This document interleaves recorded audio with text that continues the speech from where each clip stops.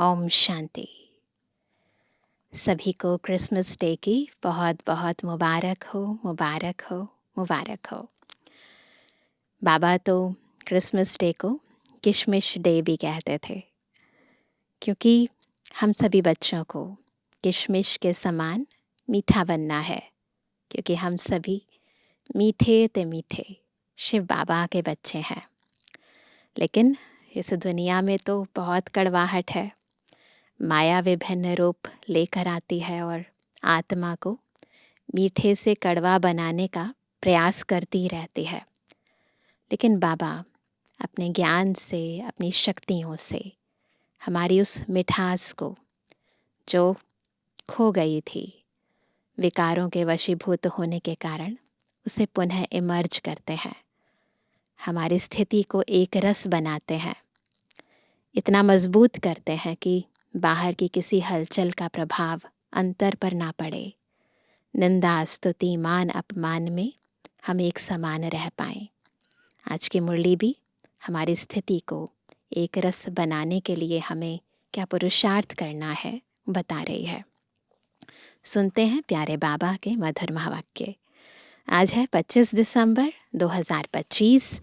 बाबा के मधुर महावाक्य हैं। मीठे बच्चे, तुम बहुत समय के बाद फिर से बाप से मिले हो, इसलिए तुम बहुत बहुत सिकी लदे हो। प्रश्न है, अपनी स्थिति को एक रस बनाने का साधन क्या है? उत्तर है, सदा याद रखो, जो सेकंड पास हुआ ड्रामा कल्प पहले भी ऐसे ही हुआ था। अभी तो निंदा, स्तुति, मान अपमान सब सामने आना है। इसलिए अपनी स्थिति को एक रस बनाने के लिए क्या करना है? पास्ट का चिंतन मत करो। Past is past. ओम शांति। रूहानी बच्चों प्रति रूहानी बाप समझा रहे हैं। रूहानी बाप का नाम क्या है? शिव बाबा। वह सब रूहों का बाप है। सब रूहानी बच्चों का नाम क्या है? आत्मा। जीव का नाम पड़ता है, आत्मा का नाम वही रहता है। यह भी बच्चे जानते हैं। सत्संग ढेर है, यह है सच्चा सच्चा सत का संग, जो सत बाप राजयोग सिखाकर हमको सतयुग में ले जाते हैं। ऐसे और कोई भी सत्संग व पाठशाला नहीं हो सकती है। यह भी तुम बच्चे जानते हो। सारा सृष्टि चक्र तुम बच्चों की बुद्धि में है। तुम बच्चे ही स्वदर्शन चक्रधारी हो। बाप बैठ समझाते हैं, यह सृष्टि चक्र कैसे फिरता है। किसको भी समझाओ तो चक्र के सामने खड़ा करो। अब तुम इस तरफ जाएंगे। सृष्टि चक्र का चित्र है ना, उसे बताओ अब तुम्हें इस तरफ जाना है।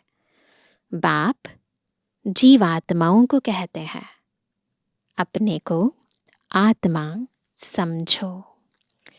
यह नई बात नहीं, जानते हो, कल्प कल्प सुनते हैं, अब फिर से सुन रहे हैं। तुम्हारी बुद्धि में कोई भी देहधारी बाप, टीचर, गुरु नहीं है, है ना। बुद्धि में कौन है? एक विदेही शिव बाबा।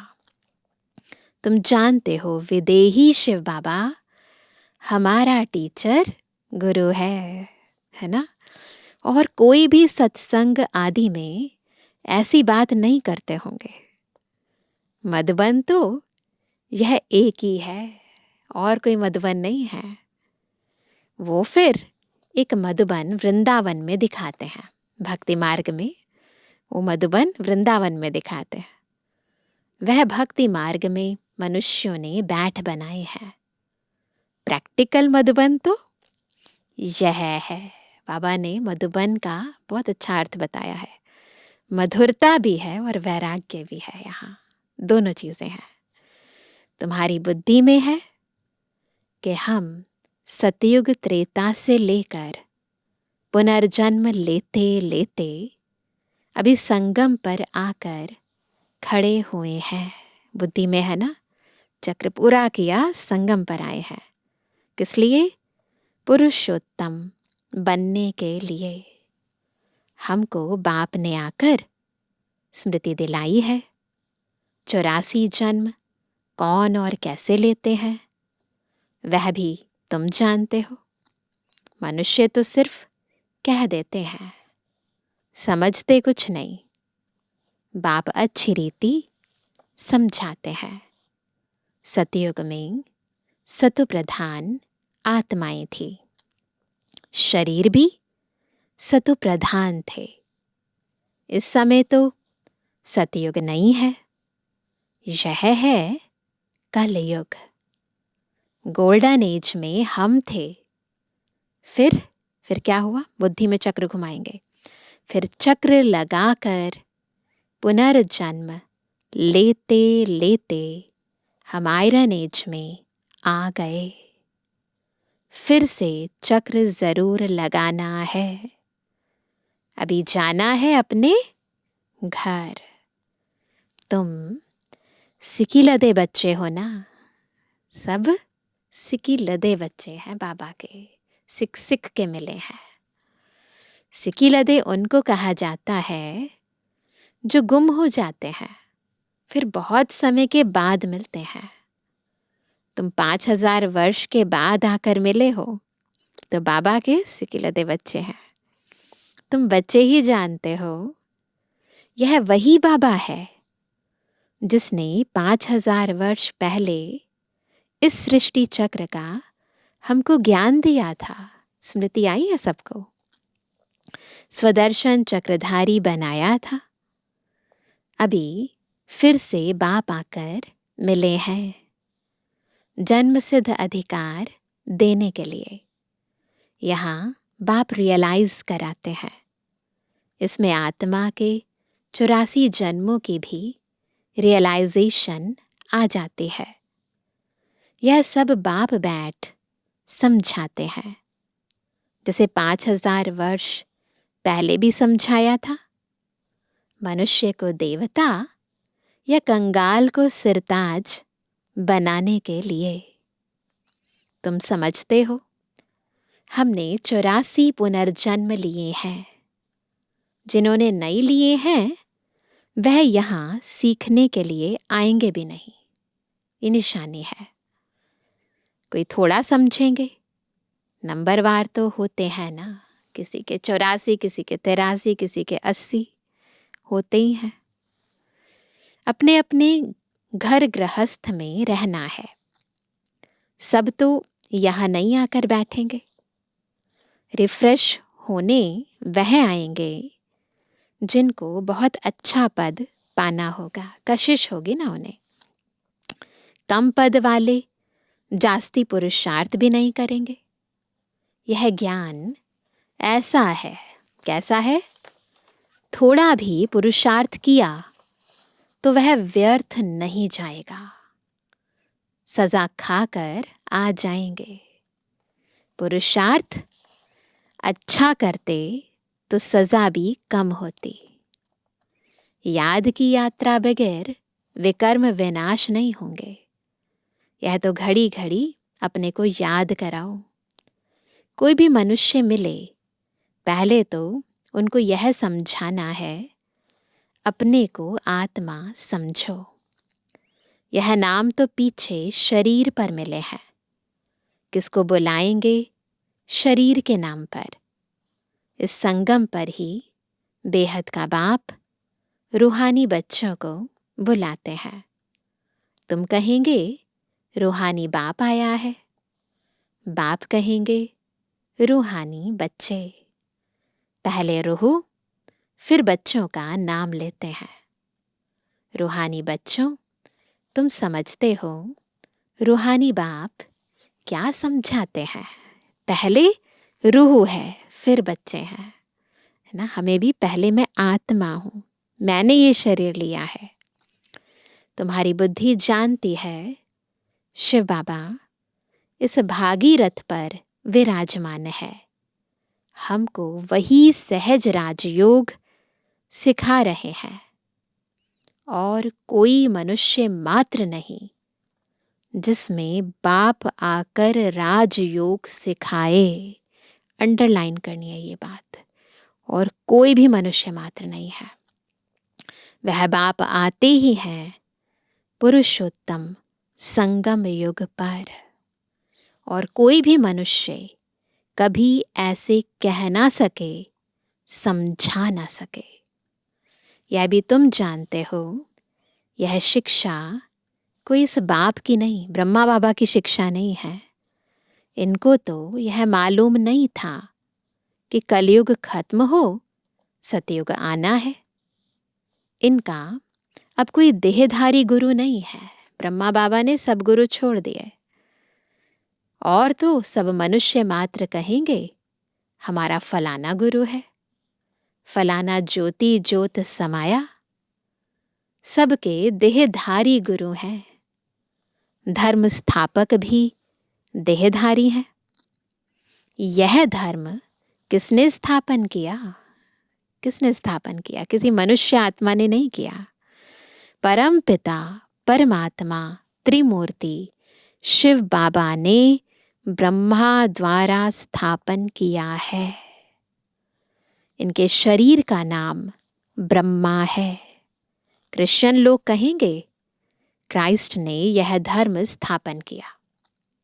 वह तो देहधारी है, चित्र भी है, देहधारी है, पिक्चर भी दिखाते हैं ना। इस धर्म के स्थापक का चित्र क्या दिखाएंगे? इस धर्म के स्थापक का चित्र क्या दिखाएंगे? ब्रह्मा बाबा वो तो निमित्त मात्र है। शिव बाबा ने ब्रह्मा द्वारा स्थापन किया, परंतु जिसने स्थापन किया शिव बाबा ने, उनका तो कोई चित्र ही नहीं है ना। तो बाबा कहते शिव का ही दिखाएंगे। शिव के चित्र भी कोई बड़े कोई छोटे बनाते हैं। दुनिया में है तो विचित्र, परंतु फिर भी कोई छोटे कोई बड़े लिंग तो बनाते हैं ना। हम भी कोई छोटी कोई बड़ी ज्योति तो दिखाते हैं ना। है तो वह बिंदी ही, नाम रूप भी है, परंतु अव्यक्त है ना। अव्यक्त यानी जिस चीज को हम, जो व्यक्त नहीं है, जिसको हम एक्सप्लेन नहीं कर सकते, व्यक्त नहीं कर सकते, इन आंखों से ही नहीं देख सकते। शिव बाबा तुम बच्चों को राज्य भाग्य देकर गए हैं, तब तो याद करते हैं ना। शिव बाबा कहते हैं मन मना भव, मुझे एक बाप को याद करो। किसकी स्तुति नहीं करनी है। आत्मा की बुद्धि में कोई देह याद न आए, यह अच्छी रीति समझने की बात है। बुद्धि से समझने की बात है, कोई देह याद ना आए। हमको शिव बाबा पढ़ाते हैं, सारा दिन यह रिपीट करते रहो। शिव भगवान उवाच, पहले पहले तो अल्फ ही समझना पड़े, बाबा कौन है यही समझना है पहले। यह पक्का नहीं किया और बेते बताई, और बहुत सारी बातें बता दी, चक्र का ज्ञान दिया, बहुत कुछ बताया, तो कुछ भी बुद्धि में बैठेगा नहीं। किसने दिया ये इंपॉर्टेंट है ना।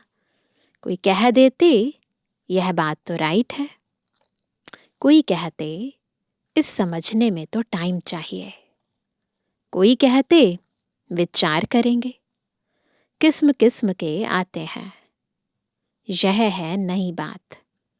परमपिता परमात्मा शिव आत्माओं को बैठ पढ़ाते हैं। विचार चलता है क्या करें जो मनुष्यों को यह समझ में आ जाए। शिव ही ज्ञान का सागर है। आत्मा को ज्ञान का सागर कैसे कहते हैं? जिसको शरीर ही नहीं है। ज्ञान का सागर है तो ज़रूर कभी ज्ञान सुनाया है, तब तो उनको ज्ञान सागर कहते हैं। ऐसे ही क्यों कहेंगे? कोई बहुत पढ़ते हैं तो कहा जाता है यह तो बहुत वेद शास्त्र पढ़ते हैं, इसलिए शास्त्री अथवा विद्वान कहा जाता है। बाप को ज्ञान का सागर अथॉरिटी कहा जाता है। ज़रूर होकर गए हैं। पहले तो पूछना चाहिए, अभी कलयुग है या सतयुग? नई दुनिया है या पुरानी दुनिया? एम ऑब्जेक्ट तो तुम्हारे सामने खड़ा है। यह लक्ष्मी नारायण अगर होते तो उन्हों का राज्य होता। यह पुरानी दुनिया कंगाल पना ही नहीं होता। अभी तो सिर्फ इन्हों के चित्र हैं। मंदिर में मॉडल्स दिखाते हैं, नहीं तो उन्हों के महल बगीचे आदि कितने बड़े बड़े होंगे। सिर्फ मंदिर में थोड़ी रहते होंगे। प्रेसिडेंट का मकान कितना बड़ा है। देवी देवता तो बड़े बड़े महलों में रहते होंगे। बहुत जगह होगी। वहाँ डरने आदि की बात ही नहीं होती। सतयुग में सदैव फुलवाड़ी रहती है।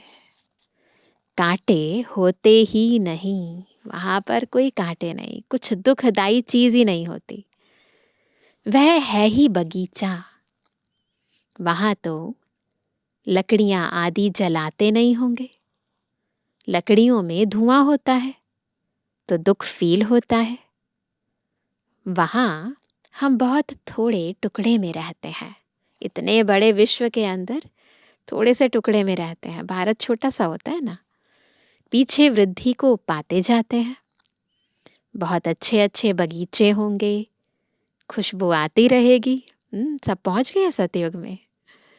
जंगल होगा ही नहीं। अभी फीलिंग आती है। देखते तो नहीं है। तुम ध्यान में बड़े बड़े महल आदि देख आते हो। साकार बाबा के टाइम पर बहुत बाबा के बच्चे ध्यान में जाते थे, देख कर आते थे। वह तो यहाँ बना नहीं सकते। साक्षात्कार हुआ फिर गुम हो जाएगा। साक्षात्कार किया तो है ना। राजाएं प्रिंस प्रिंसेस होंगे। बहुत रमणीक स्वर्ग होगा। जैसे यहाँ मैसूर आदि रमणीक है, ऐसे वहाँ बहुत अच्छी हवाएं लगती रहती हैं। पानी के झरने बहते रहते हैं। आत्मा समझती है हम अच्छी अच्छी चीजें बनाएं। क्रिएटिव माइंडेड होते हैं ना, ये बनाए ये बनाए। आत्मा को स्वर्ग तो याद आता है ना। सबको याद आ गया स्वर्ग, है ना। तुम बच्चों को रियलाइज होता है क्या क्या होगा, कहाँ हम रहते होंगे। इस समय यह स्मृति रहती है। चित्रों को देखो, तुम कितने खुश नसीब हो। वहाँ दुख की कोई बात नहीं होगी। हम तो स्वर्ग में थे, फिर नीचे उतरे, अब फिर स्वर्ग में जाना है।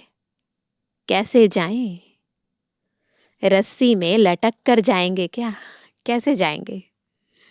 हम आत्माएं तो रहने वाली हैं शांति धाम की। बाप ने स्मृति दिलाई, अब तुम फिर देवता बन रहे हो और दूसरों को बना रहे हो। कितने घर बैठे भी साक्षात्कार करते हैं। बांधेलियों ने कभी देखा थोड़ी है कैसे आत्मा को उछल आती है।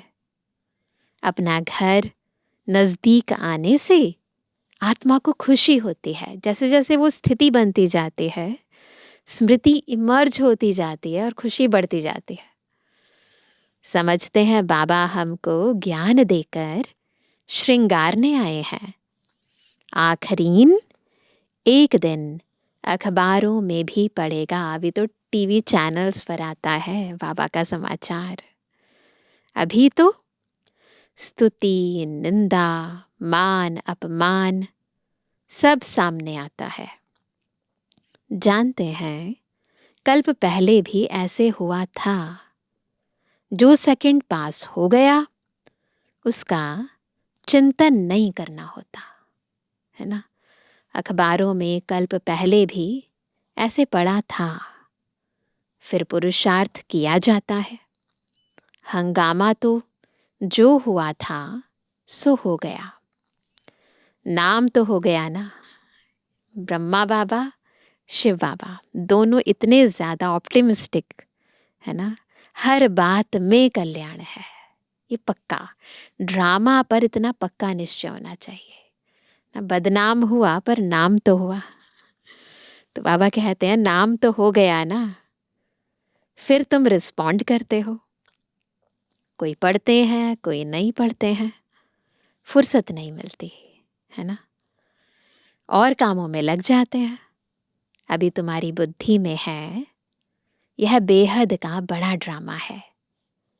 टिक टिक चलती रहती है, टाइम पास होता जाता है, चक्र फिरता रहता है। एक सेकंड में जो पास हुआ फिर 5000 वर्ष बाद रिपीट होगा।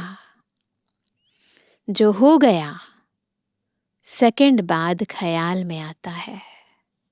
यह भूल हो गई, ड्रामा में नूंद गया। कल्प पहले भी ऐसे ही भूल हुई थी, पास्ट हो गई, फुल स्टॉप लगाओ, तभी आगे बढ़ पाएंगे, है ना। अब फिर आगे के लिए नहीं करेंगे।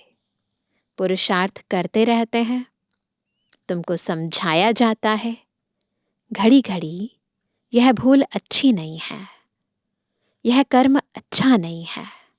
बाबा बच्चों को समझाते रहते हैं। दिल खाती होगी हमसे यह खराब काम हुआ, रियलाइजेशन तो होती है ना। बाप समझानी देते हैं, ऐसे नहीं करो, किसको दुख होगा। मना की जाती है, बाप बतला देते हैं यह काम नहीं करना। ये जो दिल खाना होता है ये खुद ही अपने आप में साइन है कि हमने कुछ गलत किया है। अंदर जो संकल्प विकल्प चलते हैं ये खुद साइन है कि हमने कुछ गलत किया है, तो खबरदार रहना है। तो बाबा कहते हैं बाप बतला देते हैं यह काम नहीं करना। बिगिर पूछे चीज उठाया, उसको चोरी कहा जाता है। ऐसे काम मत करो, कड़ुआ मत बोलो। आजकल दुनिया देखो कैसी है, कैसी है।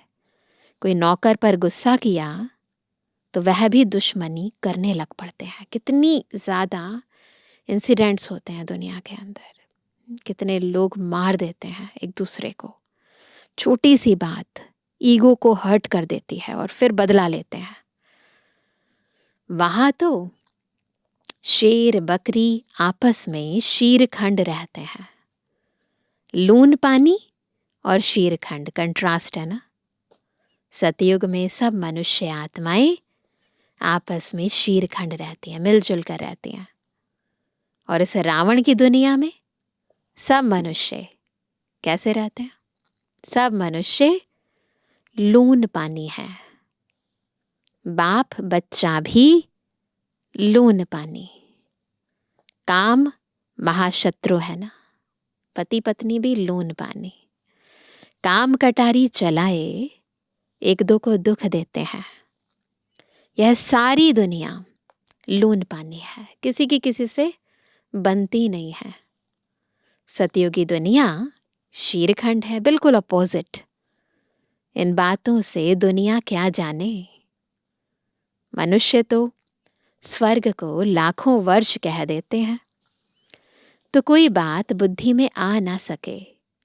जो देवताएं थे उन्हों को ही स्मृति में आता है। तुम जानते हो यह देवता सतयुग में थे। जिसने 84 जन्म लिए हैं वही फिर से आकर पड़ेंगे और कांटों से फूल बनेंगे। ये निशानी है। यह बाप की एक ही यूनिवर्सिटी है। इनकी ब्रांचेस निकलती रहती हैं। खुदा जब आएगा तब उनके खिदमतगार बनेंगे, जिनके द्वारा खुद खुदा राजाई स्थापन करेंगे। तुम समझते हो, हम खुदा के खिदमतगार हैं। वह जिस्मानी खिदमत करते हैं, यह रूहानी। बाबा हम आत्माओं को रूहानी सर्विस सिखला रहे हैं, क्योंकि रूह ही तमो प्रधान बन गई है। फिर बाबा सतो प्रधान बना रहे हैं। बाबा कहते हैं, मामेकम याद करो तो वे कर्म विनाश होंगे। यह योग अग्नि है। भारत का प्राचीन योग गाया हुआ है ना। आर्टिफिशियल योग तो बहुत हो गए हैं। इसलिए बाबा कहते हैं, याद की यात्रा कहना ठीक है। शिव बाबा को याद करते करते तुम शिवपुरी में चले जाएंगे। वह है शिवपुरी और वह नीचे आएंगे सतयुग में, वह विष्णुपुरी। यह रावणपुरी। विष्णुपुरी के पीछे है, फिर कौन सा पुरी आ जाती है? विष्णुपुरी के पीछे है रामपुरी। सूर्यवंशी के बाद चंद्रवंशी है। यह तो कॉमन बात है। आधा कल्प सतयुग त्रेता, आधा कल्प द्वापर कलयुग। अभी तुम संगम पर हो।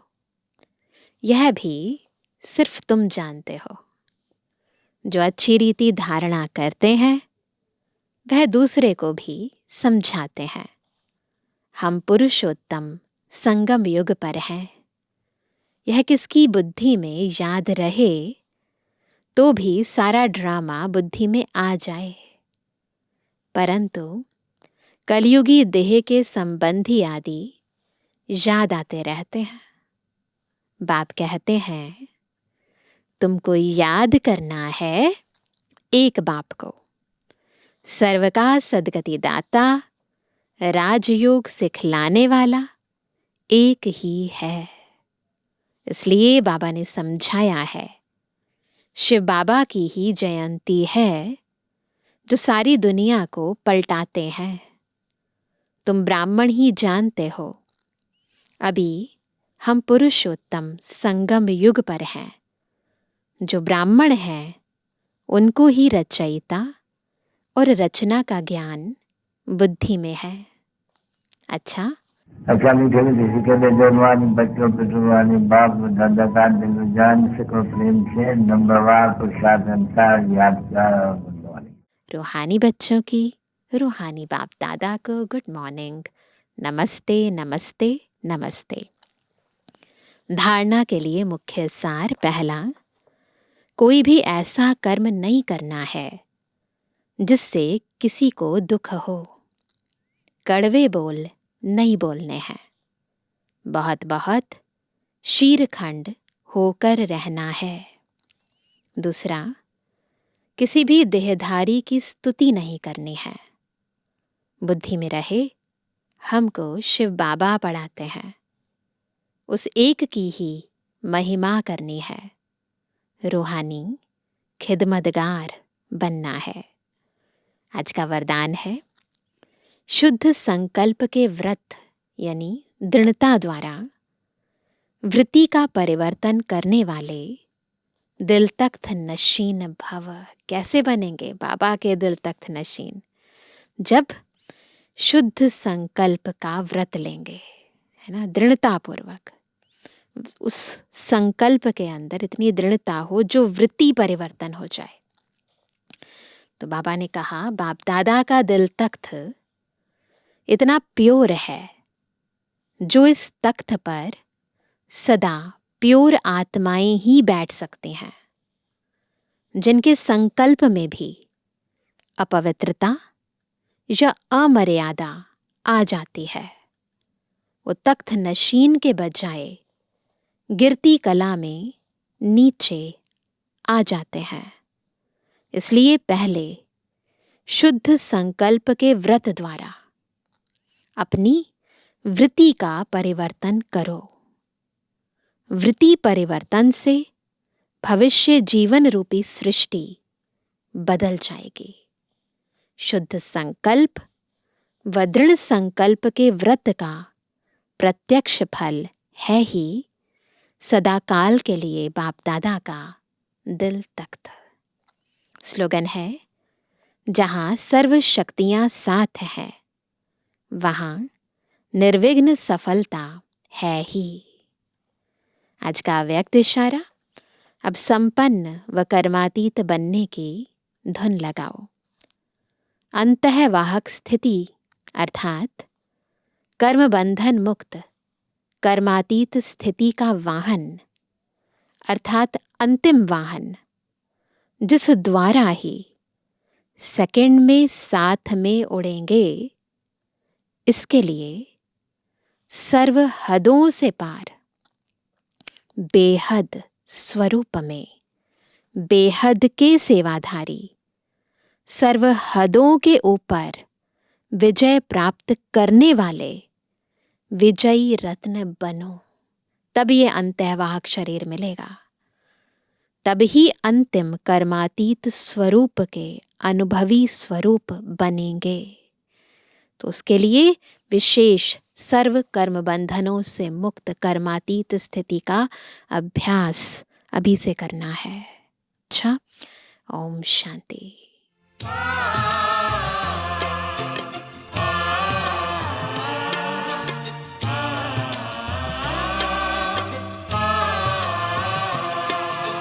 मन में इसी धुन का है बसेरा, मैं बाबा का बाबा मेरा। मन में इसी धुन का है बसेरा, मैं बाबा का बाबा मेरा। सुख शांति का मर्म सुनहरा, मैं बाबा का बाबा मेरा। मन में इसी धुन का है बसेरा, मैं बाबा का बाबा मेरा। मन में इसी धुन का है बसेरा, मैं बाबा का बाबा मेरा।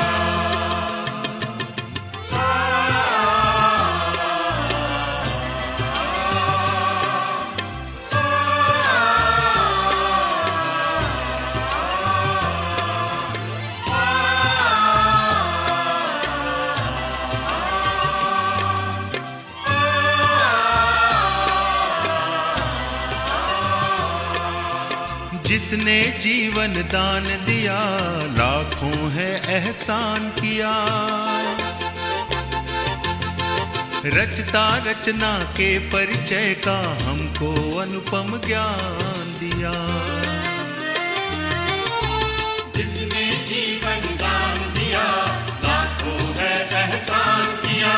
रचता रचना के परिचय का हमको अनुपम ज्ञान दिया। ज्योति बिंदु ने किया सवेरा, मैं बाबा का बाबा मेरा। ज्योति बिंदु ने किया सवेरा, मैं बाबा का बाबा मेरा।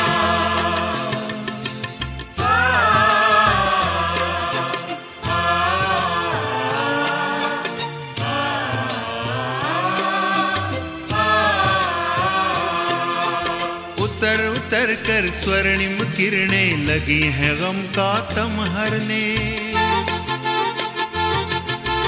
प्रेम का परमानंद लिए है लगी भुवन पावन करने।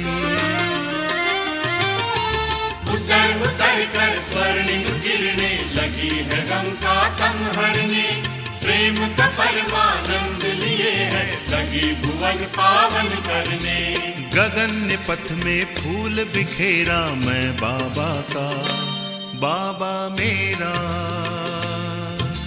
गगन में पथ में फूल बिखेरा, मैं बाबा का बाबा मेरा।